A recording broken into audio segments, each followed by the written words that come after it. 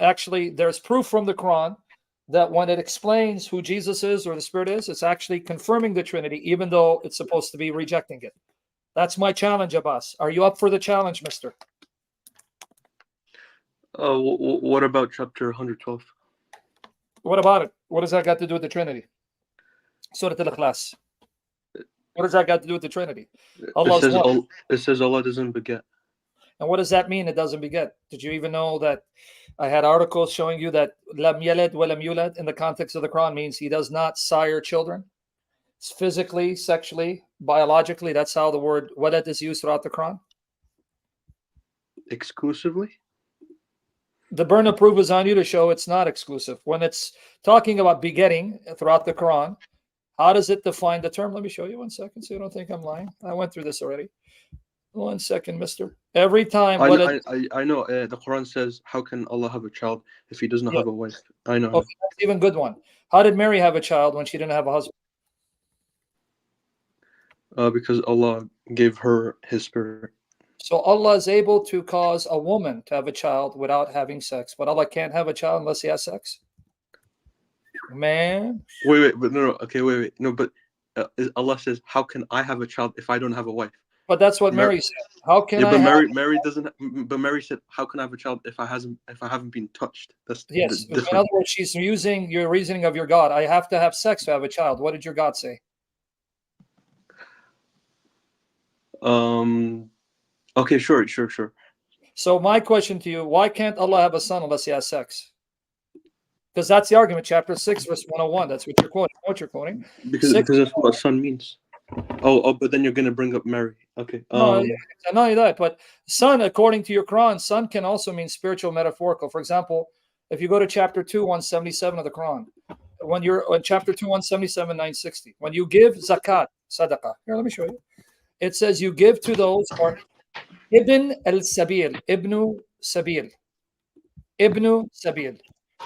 Let me show you. By the way, don't let people distract you in the back because I can hear them in the back. You're alone by yourself? Mm-hmm. Okay, let me show you because people may not know this. When you give zakat, when you give sadaqah, alms, part of it goes to those who are in the Arabic ibn al-sabil, ibnu sabil, ibnu sabil. Here it is. Wa ibna al-sabili. Ibna is son. Al-sabili. Do you see it? I highlighted on the screen. Let me make it a little larger. That's 2:177. You see it? Right here? Yeah. Wa ibna al-sabili, ibnu sabil, you give to them. Here it is again. Let me show you again. Wa fi sabili. Now here it doesn't use the word ibna, but here it is. I'm sorry, it does. My bad. I was looking at the wrong one. Wa ibni al-sabili. I was looking at this part of sabili. But here. Wa ibn al-sabili, son of al-sabil. You give zakat, sadaqah, to the son of sabil. What does that mean? What is ibn sabil? Means son of the road. It refers to the traveler. Here it is. The wayfarer, the traveler. So the Quran calls someone who travels son of the road. So did the road literally father him? No. But it says Ibn Sabil, son of the road. How can the road have a son, seeing the road doesn't have a concept? I don't disagree. You can use son symbolically. Okay, so then the argument that, well, how can Allah have a son? Why can't he? Because no one is worthy enough to be Allah's son. Hold on. Wait. Now you change the argument. First it was, how can he have a son? He has no consort. So you're saying, now that's a bad argument. Now you're saying he's not worthy to have a son. So which is it? Well, it's both. He physically and symbolically, we can't be his son in either way. Why can't you be his son spiritually?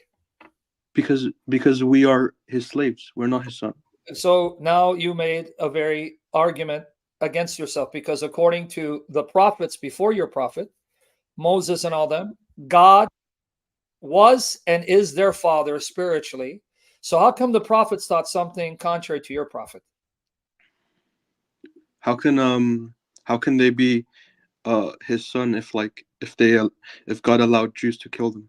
What do you mean? Why? You mean so if someone is killed, that Yeah. means he's not the son of God? Then that means they're false prophets too, according to your logic, right? If I'm a father of someone and I can save my How son, I many would save my fathers have son. lost sons? Sorry, what? How many fathers have lost sons? How many fathers have lost sons? A lot of Yes. fathers. You here, even in Palestine, how many parents see their children being killed before their eyes? A lot of son. A lot of. Okay, so my point is your logic doesn't follow. Why would it be that if God has a son, he won't die? Who told you that? Why can't God allow his son to die as a martyr like he did the prophets? In fact, I'm going to play your game. You cannot be a true prophet if the enemies of God kill Yeah, you. but this is according to the Bible. I don't follow the Bible. No, well, actually, your prophet said he confirmed what the Jews and Christians had. So I have a problem now. If the Muhammad What confirms, are you referring to? 241. I'm referring to not only chapter 2, verses 40 to 44, and chapter 2, verse 89, and chapter 2, verse I 91. know And there's a lot of verses that says that. I know. and there's not single one. Don't misquote chapter 275, 79. That's going to be your nightmare. So my point is, you just proved my case. You have to say the Bible is corrupt to show that the Quran is not a lie. But then can you explain to me why does the Old Testament of the Jews agree with the New Testament of the Christians in saying that God is a father to his people? So you're telling me, I want you to follow your logic. About think you sound intelligent. The Jews and Christians who hate each other and Yeah. cannot agree with each other, their scriptures agree God is a father to his people. So you're telling me Jews and Christians corrupted their scriptures to agree with each other that God is a father to his people, and yet Muhammad comes and says he's not. They don't. They both don't have to. It could have been like, oh, Jews corrupted it, and then Christians just But then followed in Jesus their confirmed corruption. that corrupt scriptures because Jesus, according to Quran, confirmed the Torah between his hands, and the only Torah he had are the books that say that Israel's God's son. Yeah, but musaddiqan. I know, but like. Sadaqah means to confirm as true. It's used in chapter 3, verse 39, I know. 66.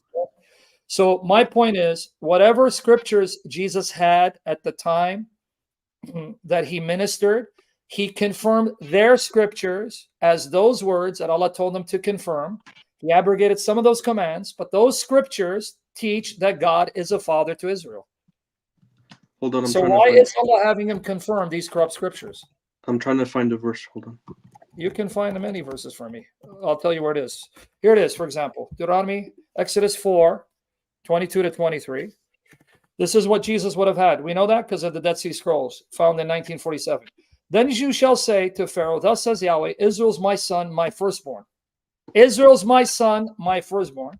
So I said to you, let my son go, that he may serve me. But you have refused to let him go. Behold, I will kill your son, your firstborn. That's Exodus 4, 22, 23. Deuteronomy 14, verse 1. You are the sons of Yahweh, your God. You shall not. Okay, yeah, I found it. You can find whatever you want. I'm going to bury your distortion of it. Go ahead. So did you pay attention to the verses I read? I was looking for a verse. Okay. Did you see that Exodus 4, 22, 23, Deuteronomy 14, 1, God says Israel's my firstborn son, and that the Israelites are the sons and daughters of God? Uh-huh. Okay, so Jesus confirmed that, meaning that your prophet is an antichrist. But give me the Quranic verse that you think helps your case, which it won't. When Jesus confirms the Torah, yeah, 350. I know. Surah Al-Imran 350. You didn't even hear me. I quoted that to you. I know, but I'm saying I quoted 350, where it says, confirming what is before me of the Torah and making lawful what was forbidden unto you. That's a case of now saying there were commandments in the Torah that forbid certain things. I've set you free. That's not an issue of corruption. That's an issue of abrogation. Nasikh wa mansukh. Did you hear me quote this verse? I'm not bringing this verse up. I know. The other one. God gave some laws as a punishment against the Jews. I know. Yeah, but I'm then not talking... you just made my case. If he gave those laws, that means those laws are from God. They're not corrupted. Are you listening? Who gave those laws? Allah did. So you just proved those laws were from God and they were punishment. That means they're still God's laws. Yeah, specifically those laws. Yeah, sure. Oh, so they're still the words of God. Yeah, specifically the laws. Yeah. Okay, so then you're not making a case for you. You're making a case for me. So let's come back to this. No, And I want to go to confirm, 6:1. I want to go to chapter 61, verse 6. That's the verse I wanted to go to. that's the one that's going to bury you, because it says, confirming the Torah between my hands and announcing glad tidings of a messenger to come after me, Ahmed. What do you not get that I know these verses better than you? Yeah, but I'm saying musaddiqan. No, it When the doesn't. Ibn Quran, Kathir says that he confirmed it as true. when the Did you Quran hear it? uses, You're not listening. Abbas, I'm going to give you another translation. Ibn Kathir says that means he confirmed the Torah between his hands to be true. yeah. Oh no, Baini Yadehi. I agree with you. That means Okay, so between. Yeah. can you stop wasting my time and get to the No, issue? no, I'm not talking about that. I'm talking about. Abbas, the Torah he had says that God is a father to Israel. Deal with it. Stop tap dancing. I know you make good ballet dancer. Yeah, but I'm saying confirming specifically means. Doesn't Uh, say specific. Let me give you Ibn Kathir, and I'm going to send you to Mecca because you're wasting my time. I'm going to ask you one more time to answer the issue. The okay. Torah he had says that God is the father of Israel. Even if you want to say specific, you need to show those are the parts he did not confirm.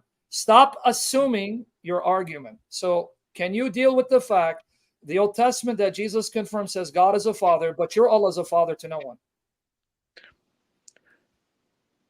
Are you going to play games with me, or are you going to answer the question? Because you've been doing a tap dance. You'd be good at ballet, but we're not here to do ballet. So let me go to 61:6 from Ibn Kathir, because you're not listening. You're pretending to be listening. So I'm going to ask you the question as I show you Ibn Kathir proving my case. Okay. What do you do with the Torah that Jesus had confirming the fact that God is a father to his people? I reject it. But that means you reject the Quran, because Jesus said he confirmed that. So now you're not a Muslim, you're a munafiq. You hypocrite. Okay, but confirm. I'm saying confirm You know, the I'm going to Quran. send you to Mecca in a minute. Hold on one second, because you're not getting it. I keep telling you, but you don't get it. I understand what you're saying. Here you go. All right, here you go. All right. And when Isa, son of Maryam, said, O children of Israel, I am the messenger of Allah unto you, confirming Torah before me, and giving glad tidings of a messenger to come after me. Here, listen. Isa said, the Torah conveyed the glad tidings of my coming, and my coming confirms the truth of the Torah. It's true, not parts of it. I convey the glad tidings of the prophet who come after me. So can we stop the tap dance? Ibn Kathir says that Jesus coming confirms the truth of the Torah, meaning it is true. So if you reject this, that means you reject Muhammad. Why are you a Muslim? Why are you a Muslim? Since you like Musaddiqan lima bayna yaday or yadeya, let me now show you what he says elsewhere. So I'm going to see if you're going to be able to answer. If not, we're wasting time. You need to move on. 1 second. Chapter 3. We're going to go 50. Ibn Kathir, so you don't say it's a Yahudi or a Nasara. Okay. Hey, Ibn Kathir, what do you got to say about this here? Here we go. All right. Chapter 3, verse 50. All right, let's see. How does he spell Torah here, man? Does he spell? Okay, here you go. Let's go here. All right. All righty, then 1 second. Come on, dude. Here. All right. You ready? Yeah, I'm listening. All right, let's go here. Let me find it for you. Torah here. All right. Okay. If you believe, I have come confirming that which was before me, the Torah, affirming the Torah and upholding it. Affirming and upholding it. Okay, but now here he says, and to make lawful to you part of what was forbidden to you. This part of the ayah indicates that Isa abrogated, doesn't say it's corrupted, abrogated some of the laws of the Torah and informed the Jews of the truth regarding some issues that they used to dispute about. Okay, so here he affirms and upholds it as true, but he says, I do free you from some of its restrictions. That's nasikh wa mansukh. So again, I'm going to ask you the question. The Torah that Jesus had says that God is a father to Israel and that the kings of Israel, David, Solomon, are his sons. And we find that in the New Testament. So why would the Jews corrupt the Old Testament to agree with the New Testament that God is a father to his people, not physically, not sexually, spiritually? And why is the Quran saying Jesus confirmed that Torah in his day, and the only Torah that he had are these books that say God is a father to his people? Can we answer this question? Because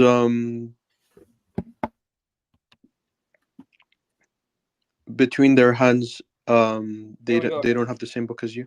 Okay, can I say it again? Maybe then I'm gonna see this. What happens when you lick the black stone? I just read Ibn Kathir saying he confirmed the Torah, the truth of it in his time. The Dead Sea Scrolls found in 1947, copies of the Old Testament in Hebrew, written 120 years before Christ, shows that he was reading the Exodus that I was reading and Deuteronomy. And your Quran confirms that. So I'm going to give you another chance. Why does the Quran say Jesus confirmed the Torah between his hands? And that Torah is what we have today, a Torah that says God is a father to his people. Why is Jesus confirming that? And why would the Jews change the Old Testament to agree with the New Testament that God is a father to his people? Final chance, Abbas. Because the Quran is ignorant of the what the Bible and Injil contain. You can't say that if you're a Muslim. Why would you say the Quran is ignorant? How are you saying that if you're a Muslim? You just left Islam, so you're not even really a Muslim, are you? You're just pretending to be because you need attention, right? No. How could you say the Quran is ignorant of what's in? That means you don't believe it's from God. You know you just blasphemed, right? No, the Quran doesn't have to contain all of God's speech. No, I didn't say that. You said the Quran is ignorant of what's in the Torah. How would you say that if you're a Muslim? Because the Quran is not purely God's word. Nah, you're not a Muslim, dude. Why are you pretending to be something you're not? Did you need attention? I mean, if you want attention, you could have just told me sing you a song because you're not a Muslim. You're pretending to be, right? Just be honest. I'll sing you a lullaby. Hush, little Abbas, don't say a word. Mama's gonna buy you a mockingbird. And if that mockingbird, yes,